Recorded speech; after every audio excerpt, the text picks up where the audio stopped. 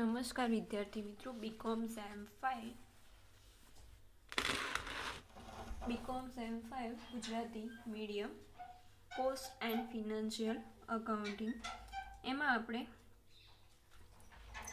ઉદાહરણ નંબર 5 જોઈએ. ઉદાહરણ નંબર 5, તો એમાં રકમ જોઈએ. એક વસ્તુ અ, બ અને ક 3 પ્રક્રિયાઓમાંથી પસાર થાય છે અને ત્યારબાદ તેને તૈયાર માલના સ્ટોક ખાતે ફેરવાય છે. પ્રક્રિયા અનું ઉત્પાદન ફેરબદલી કિંમત પર 25% નફા લેખે પ્રક્રિયા બ ખાતે અને પ્રક્રિયા બ તથા કનું ઉત્પાદન દરેકની ફેરબદલી કિંમત પર 20% નફા લેખે ફેરવવામાં આવે છે. તારીખ 31મી માર્ચ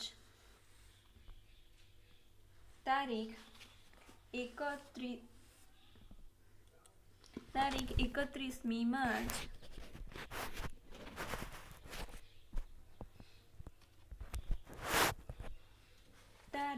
31મી માર્ચના રોજ નીચેની માહિતી મેળવવામાં આવી. શરૂઆતનો સ્ટોક છે પ્રક્રિયા અ, બ અને પ્રક્રિયા ક અને તૈયાર માલના સ્ટોક ખાતે. શરૂઆતનો સ્ટોક આપેલો છે. એના પછી આપેલી છે પ્રત્યક્ષ માલ સામાન, એના પછી છે પ્રત્યક્ષ મજૂરી, એના પછી છે કારખાનાના પરોક્ષ ખર્ચા, એના પછી છે આખરનો સ્ટોક, એના પછી છે શરૂઆતનો સ્ટોક માટે આંતર પ્રક્રિયાનો નફો આપેલો છે. નીચે આપેલું છે પ્રક્રિયાનો સ્ટોક પ્રાથમિક પડતરના ધોરણે આંકવામાં આવે છે. તૈયાર માલનો સ્ટોક પ્રક્રિયા કમાંથી જે કિંમતે મેળવવામાં આવે છે તે કિંમતે આંકવામાં આવેલ છે. તૈયાર માલના વેચાણની રકમ ₹4 લાખ છે.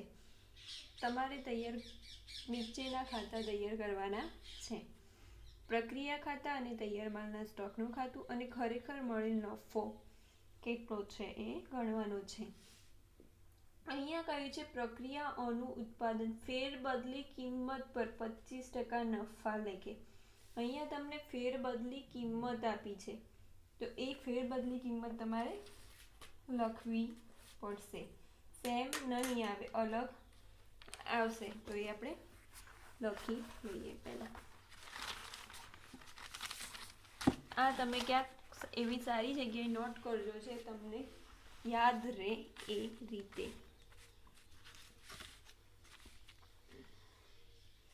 અહીંયા પહેલા લખીશું પડતર કિંમત, અહીંયા મૂળ કિંમત એટલે કે ફેરબદલી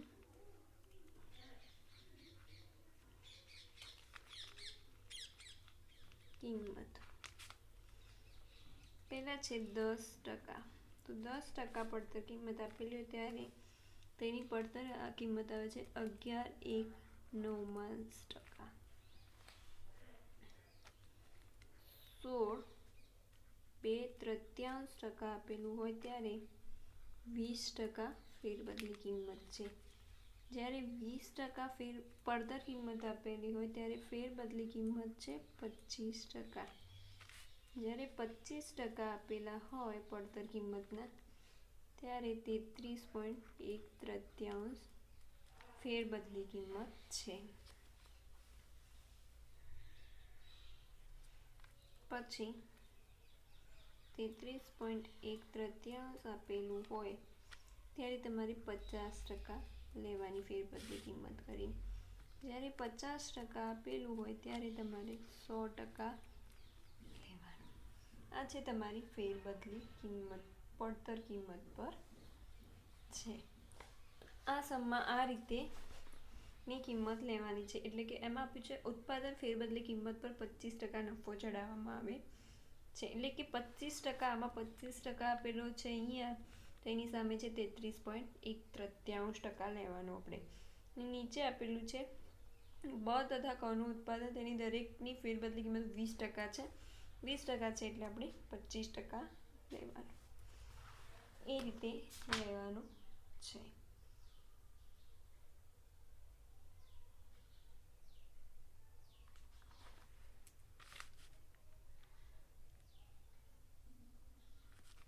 અહીંયા લખાશે ફેરબદલી કિંમત, અહીંયા પડતર કિંમત.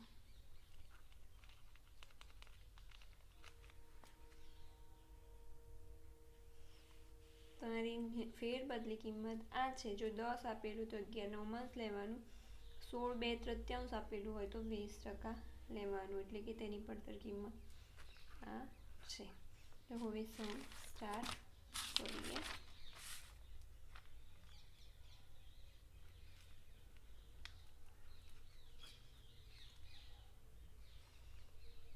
એક વસ્તુ અ, બ અને ક 3 પ્રક્રિયાઓ છે. અ, બ, ક અને છેલ્લે બનાવવાનું છે તૈયાર માલના સ્ટોકનું ખાતું એન્ડ ખરેખર મેળવેલ નફો બનાવવાનો, મેળવેલ નફો ગણવાનો કયો છે.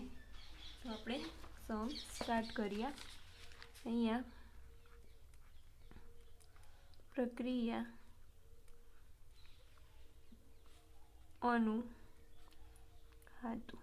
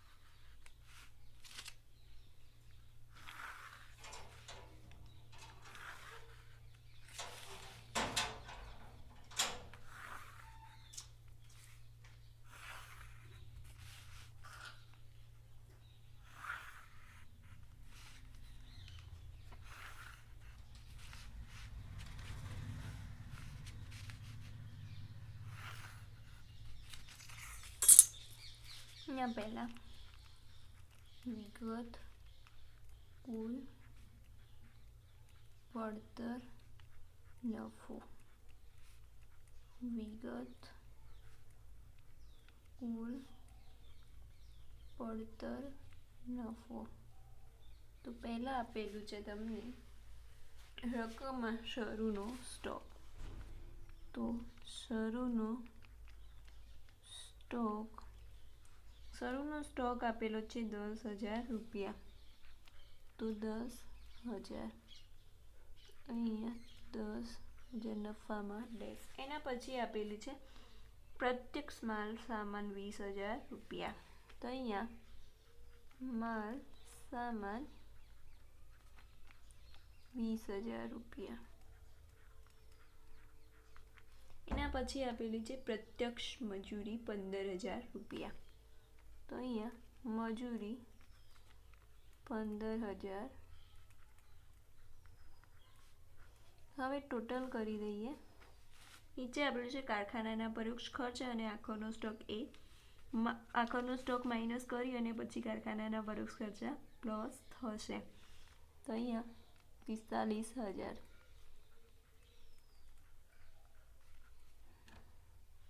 અહીંયા માઇનસ હવે બાદ કરીશું આખરનો સ્ટોક.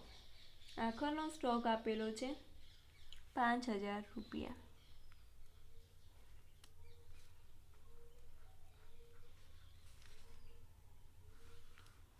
અહીંયા 40,000 બચશે. હવે પ્લસ કારખાનાના ખર્ચા. કારખાનાના ખર્ચા આપેલા છે આ કહેવાશે પ્રાથમિક પડતર. હવે એમાં પ્લસ થશે કારખાનાના ખર્ચા. કારખાનાના પરોક્ષ ખર્ચા આપેલા છે 14,000.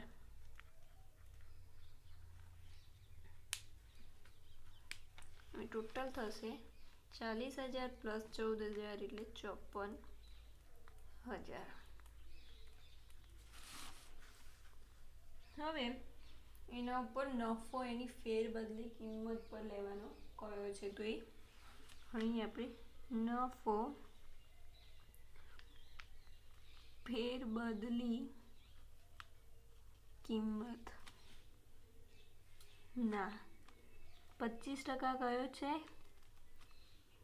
તો તેથી પડતર આવશે, તેથી પડતરનો આવશે 33.1 જે આપણે આગળ લખ્યો હતો. 25% છે એટલે 33.1 છે. તો 54,000 ગુણ્યા 33.33% એટલે 17,998.2 આવે છે. એટલે કે આપણે 54,000 ગુણ્યા 33.33 કરીએ તો આટલો આવે છે, એટલે કે 18,000 થાય છે. તો અહીંયા 18,000 એનું ટોટલ કરી લઈએ આપણે.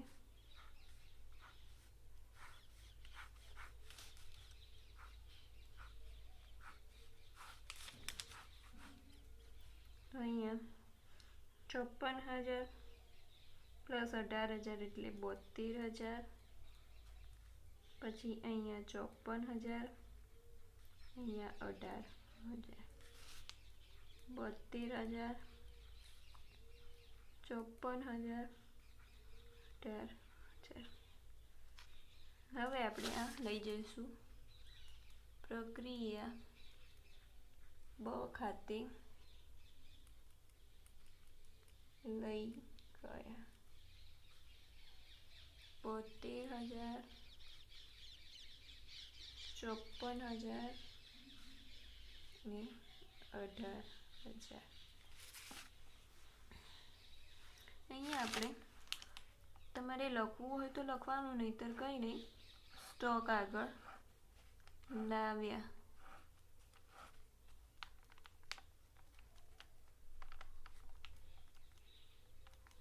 સ્ટોક છે આપણો 5,000.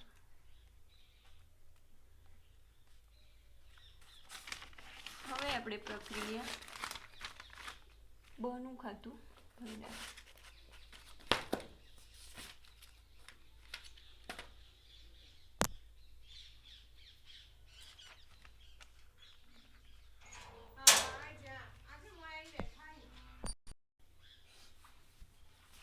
છે તમારું પ્રક્રિયા બનું ખાતું માં વિગત, કુલ, પડતર, નફો. વિગત, કુલ, પડતર અને નફો. તો એમાં તમને પહેલાં શરૂઆતનો સ્ટોક આપેલો છે, તો એ લખીએ. શરૂનો સ્ટોક કેટલો આપેલો છે? 12,000. શરૂઆતનો સ્ટોક આપેલો છે 12,000. જ્યારે એમાં શરૂઆતના સ્ટોક માટે આંતર પ્રક્રિયા નફો આપેલો છે પ્રક્રિયા બોમાં 2,000. તો નફો આપેલો છે 2,000. તો ટોટલ 12,000 માઇનસ 2,000 કરીશું એટલે પડતર આવશે 10,000. હવે પ્રક્રિયા અ ખાતેથી લાવ્યા. પ્રક્રિયા અ ખાતેથી લાવ્યા જે ટોટલ છે 72,000, 54,000 ને 18,000 એ લખીએ. 72,000, 54,000 ને 18,000. હવે પ્રત્યક્ષ માલ સામાન આપેલો છે. પ્રત્યક્ષ એટલે કે માલ સામાન આપેલો છે 21,000. એના પછી આપેલું છે પ્રત્યક્ષ મજૂરી આપેલી છે 15,000. તો એ લખીએ. પ્રત્યક્ષ મજૂરી 15,000. હવે એના પછી આપેલા છે આખરનો સ્ટોક અને કારખાનાના ખર્ચા. તો એ પહેલાં આખરનો સ્ટોક બાદ કરી અને પછી કારખાનાના ખર્ચા પ્લસ થશે. તો એનું કુલ ટોટલ કરી લઈએ. અહીંયા થશે 1,20,000, અહીંયા 1,00,000, અહીંયા 20,000. હવે આખરનો સ્ટોક માઇનસ થશે આખરનો સ્ટોક. તો આખરનો સ્ટોક આપેલો છે 6,000. 6,000 આખરનો સ્ટોક આપેલો છે. તો હવે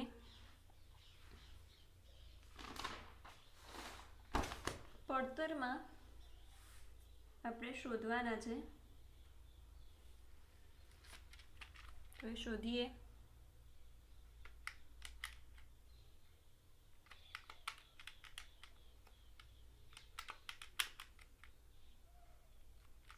તો આપણે પહેલાં કરતા હતા એ 6,000 ગુણ્યા 1,00,000 ભાગ્યા 1,20,000 એ રીતે કરશું તો પણ અહીંયા પહેલાં આપણે ગણતરી કરીએ. 1,20,000 આપેલા છે. 1,20,000 એ 6,000 આખરનો સ્ટોક છે. તો આપણે શોધવાનો છે પહેલાં નફાનો. તો 20,000 કેટલો? તો 20,000 ગુણ્યા 6,000 ભાગ્યા 1,20,000. 20,000 ગુણ્યા 6,000 ભાગ્યા 1,20,000 એટલે 1,000. અહીંયા લખીશું પહેલાં આખરનો સ્ટોક 1,000. હજી સુધી આપણે આ શોધવાનો છે. તો આપણે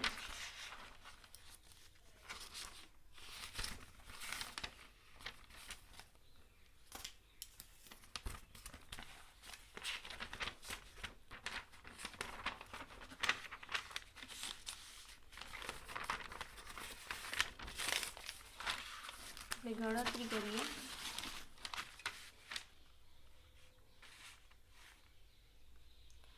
1,20,000 એ 6,000 તો 1,00,000 તો 6,000 ગુણ્યા 1,00,000 ભાગ્યા 1,20,000. 6,000 ગુણ્યા 1,00,000 ભાગ્યા 1,20,000 એટલે 5,000. તો અહીંયા લખીશું 5,000. આખરનો સ્ટોક આવ્યો 5,000. હવે આપણે એનું આમાંથી બાદ કરી કુલમાં ટોટલમાંથી આખરનો સ્ટોક ત્યારે પ્રાથમિક પડતર મળશે. તો એ લખીએ 1,20,000 માઇનસ 6,000 એટલે 1,14,000. 1,00,000 માઇનસ 5,000 એટલે 1,95,000. સોરી, 20,000 માઇનસ 1,000 એટલે 19,000. હવે કારખાનાના ખર્ચા આપેલા છે તો એ પ્લસ કરીએ. તો કારખાનાના ખર્ચા એ આપેલા છે 6,000. તો એ પ્લસ કરીએ એટલે 1,20,000. અહીંયા 1,01,000 અને અહીંયા 19,000. હવે એના ઉપર નફો છે તો છે 20%, એટલે કે ફેરબદલી કિંમતના 20% છે એટલે આપણે લેવાનો છે ફેરબદલી કિંમતના 20% એટલે આપણે લેવાનો છે 25%. તો 1,20,000 ના 30% એટલે 30,000.